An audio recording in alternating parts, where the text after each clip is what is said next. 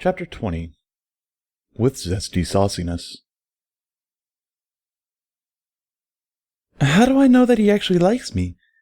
I mean, he's different. How can I tell that he really likes me? Derpy asked, staring at Berry Punch, who reclined at the other end of the tub, her eyes almost closed, her head resting on the tub's edge. This was not the first bath they had taken together, but this was the first bath they had taken together after one very sultry kiss that left both of them a little steamy. Derpy, you know what? Fine. Since you seem so insecure, I'll help you rather than tease you. If you want to see if somebody really likes you, if they're really attracted to you, do something that makes them laugh, or do something that might be embarrassing to yourself.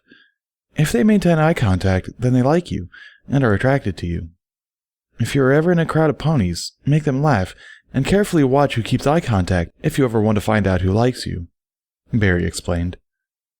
In the event of embarrassment, ponies that look away will feel mutual embarrassment. Those who keep eye contact will do so out of deep concern for your well-being, ignoring the socially awkward moment out of a desire to know if you're okay. How do you know this stuff? Derpy asked. It's an Earth Pony thing, Barry said, explaining nothing. But I know lots of Earth Ponies, and not all of them know stuff like you do, Derpy protested, wiggling a bit as she felt Barry's hoof teasing her thigh. Barry never broke eye contact as Derpy squirmed. Oh, they know it, even if they can't express it. I can express it because I went to university and took classes in psychology while I was learning about brewing and distilling. I have the vocabulary to give words to what I already know, Barry said, enjoying Derpy's squirming as she teased Derpy's thigh and gently moved her hoof up just a smidge higher. You're smart, Derpy said, feeling the hoof traveling up her thigh slowly, curious about his destination. I'm a philosopher, or at least I sometimes try to drink like one. Barry giggled. And Derpy, you are no mental slouch. Consider this a preemptive strike against your coming self-depreciation. Barry wiggled her hoof slightly. No, Derpy sighed, blushing, feeling a wiggle along her inner thigh, a very sensitive place that hadn't been played with in a long while. So what do we do about Bucky? Barry asked, retracting her hoof, having gone far enough. For now. So we have reached the stage of the relationship where we plot against him? Derpy replied, rubbing her belly with a hoof, working the soapy water into her pelt, which was made to repel water. Well, we did just pin him down and violate his sensibilities quite thoroughly. He's going to be brooding over that for days. And now he is probably feeling a bit of a complex because he likes it, and he is going to feel bad about liking it. So we're going to have to keep plotting against him, and keep doing little things because he likes it, but would never admit to it, and would never want to engage us to satisfy his own desires, because admission that he likes it, and he wants to keep doing it, would be painfully uncomfortable for him. So we have no choice but to plot against him, Barry patiently explained, rubbing a soapy hoof against her neck. You know, when I offered to show him my plot vibrating trick, he never broke eye contact with me. He was interested. Curious. He was shocked and embarrassed, but he wanted to know more. Derpy giggled girlishly, making a few snorts as she did so. Come here. Turn around. I'll scrub your back if you scrub mine. Having a friend means never having to scrub your own back, Barry said, pulling herself up and sitting upright. Derpy rose, wiggling and turning around in the enormous claw-footed tub. She leaned back into Barry, feeling the warm, wet mare against her. I wish we had done this sooner. Moving past just being friends, I mean, Derpy said quietly. Wasn't the right time, Barry replied, wrapping her forelegs around Derpy, squeezing her tightly, and kissing the top of Derpy's head. I remember Amethyst Star, Sparkler's mother, tossing us in the tub together and scrubbing us. We used to be embarrassed about it. Yeah, Derpy admitted, leaning even more into Barry. We've had some very intimate moments together as friends, Barry said. Stuff that regular friends don't usually do. I know, the gray mare said, rubbing her fetlock on Barry's foreleg. I held you and comforted you when you gave birth to Dinky, Barry recalled, her voice now raspy with emotions. I helped Star clean you up. Star had to show me how to massage you to help get your milk started. Those were rough times. You were so young then." Derpy did not reply.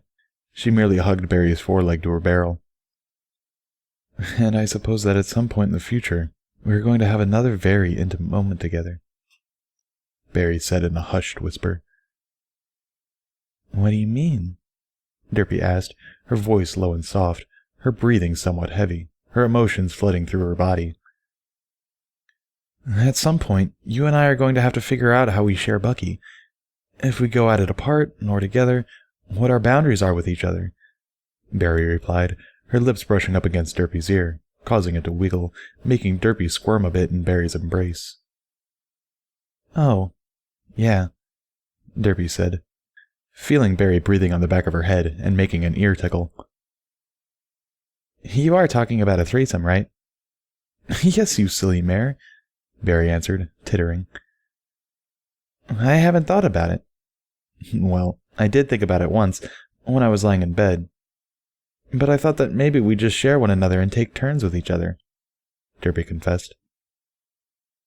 Barry gently pushed Derpy away and began to scrub her back, rubbing slowly in between Derpy's wings, where the muscles were always sore after a day of delivering the mail. The muscles, as always, were knotted heavily.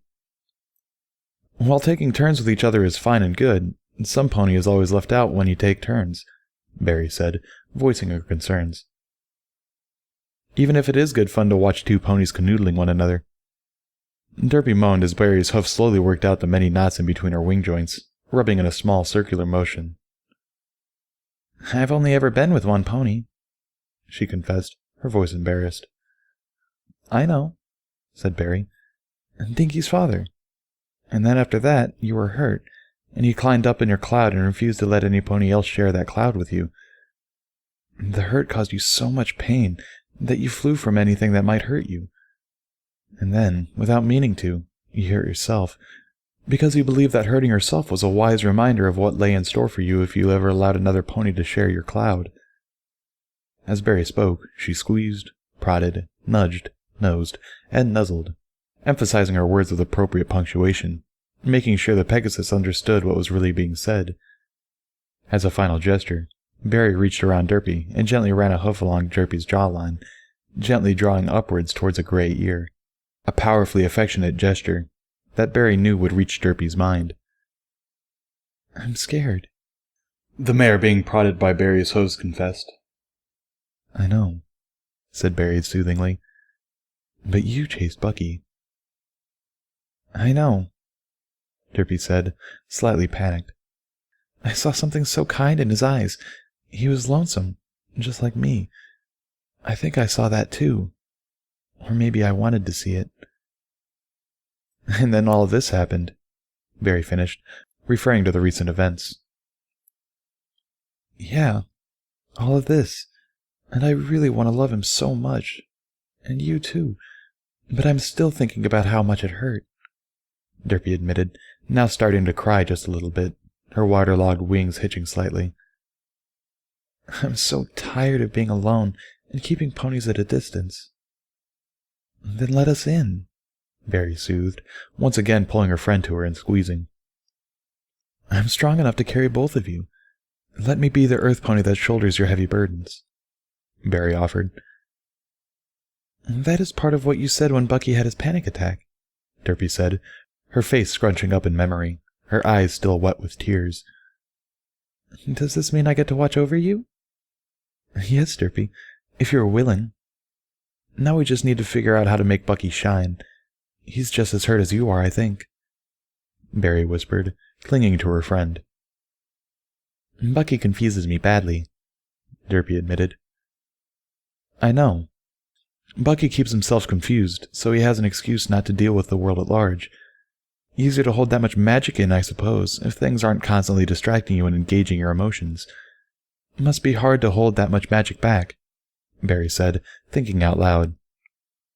"We Pegasi have to be mindful of our emotions too," Derpy said. "Otherwise our moods affect the clouds, which causes the weather to go all crazy, and then it causes all kinds of problems." "Huh," Barry Punch mumbled, learning something new and taking note of it. So is this why it always rains at funerals? She asked. Maybe, Derpy confessed, looking thoughtful. You know, Derpy, this house is a little small. I'm thinking that I need to spend a little bit of the leftover insurance money and fix up the family farmhouse.